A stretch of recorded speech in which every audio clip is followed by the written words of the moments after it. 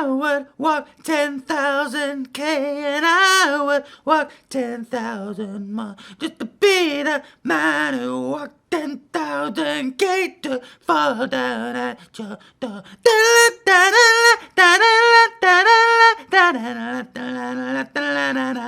Hey!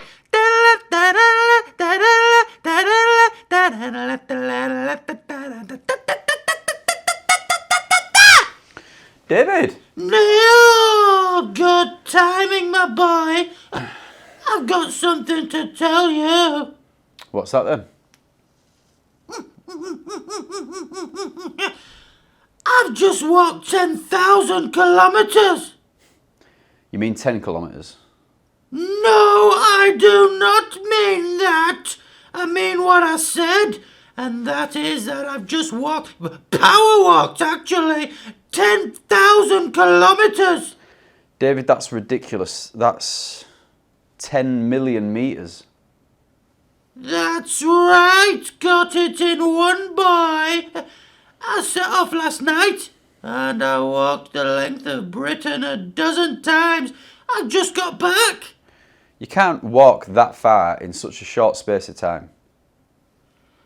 Correction, Neil. You can't walk that far in that space of time, but David can, and David did. Well, I don't believe you. Believe what you want, Neil. I've given up on you. I tracked it on my internal sat-nav. Yeah. I walked to Land's End, and then to John O'Groats, back to Land's End, and so on and so forth. And once I hit 10,000 kilometres, I stopped my sat-nav and took a jet plane back to Tanger Hall. Yeah. I ended up in Kendal when I met my target. Now, enough about you and your complete inability to show any form of interest or happiness in the achievements of David, and I'll tell you about my next expedition. Go on.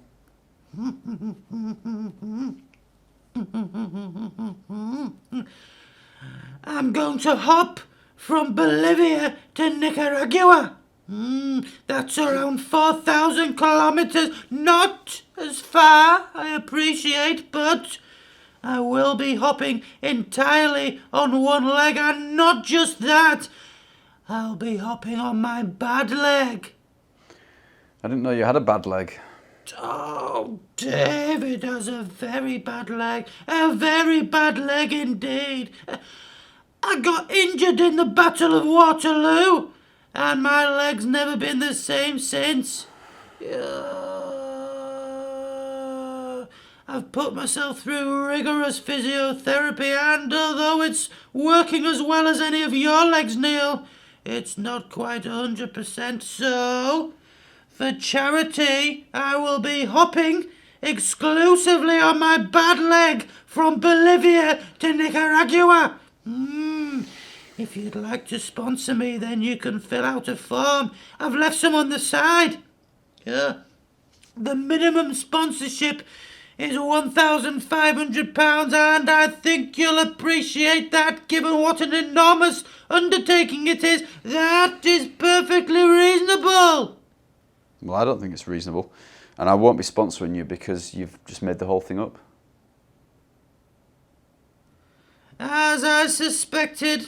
Well, I anticipated this, so I donated on your behalf. Yeah, you left your phone unlocked, so I pledged to donate £2,750, and just to make sure you'd stick to your word, I withdrew the money from your account.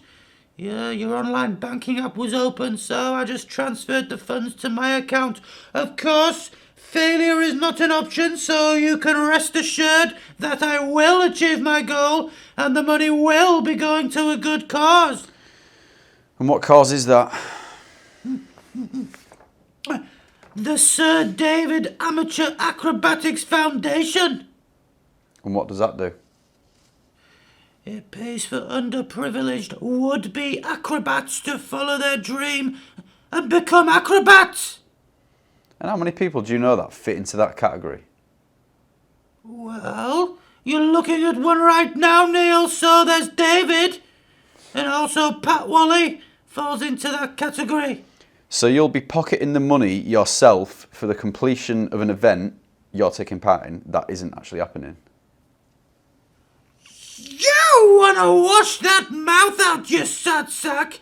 I've given you all the information, and it's all above board, so you make of it what you will. But it's happening, you mark my word. Oh, by the way, I've started a poster campaign to try and raise sponsorship monies, so I need you to buy some more ink and some more paper. I'm going to paste posters all over Town Hall. I've heard enough, David. If I find you've been on my phone and my online banking, then there's going to be consequences. Okay? You really are a killjoy, Neil. You should try to be more of a lovejoy. Which reminds me, I must contact Ian McShane, as he would most certainly benefit from the proceeds of the Sir David Amateur Acrobatics Foundation. Ian McShane is not an acrobat. Not yet, he's not, but he wants to be. And he's not hard up or underprivileged.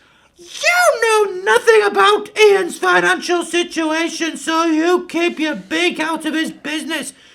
I'll tell him you said that. He'll be most upset with you. I caught him trying to do a back tuck, wearing nothing but a Hessian sack. Oh, he's fallen on hard times. And he has a dream to become an acrobat, so you keep that insensitive and, quite frankly, misguided beak out of Ian McShane's business. David, he's about 80.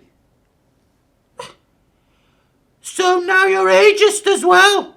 You really are a piece of work, Neil. I think our conversation is over for the day. I've already signed your sponsorship form, so just check it over and keep your copy somewhere safe. Pick up some ink and paper from the wholesalers and get out of my sight. I've had enough of your presumptuous, ageist, foolish negativity for one day, and please, close the door on your way out. It keeps getting stuck, and I think the danger man has been tampering with it. You should have reported it to me, but I found out the hard way. I went to pull the door shut and my hand slipped off the handle and I ended up falling over with a plate of cockles. I had cockles and brine all over my security outfit. Not good enough, boy! I'll see you soon, David. You need help. Seriously. I don't need help from you. See you soon, you silly sausage.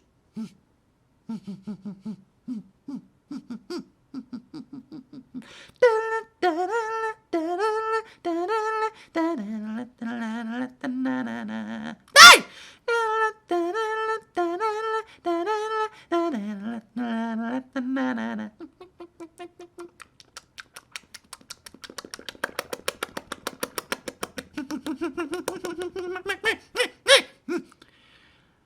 Love, David.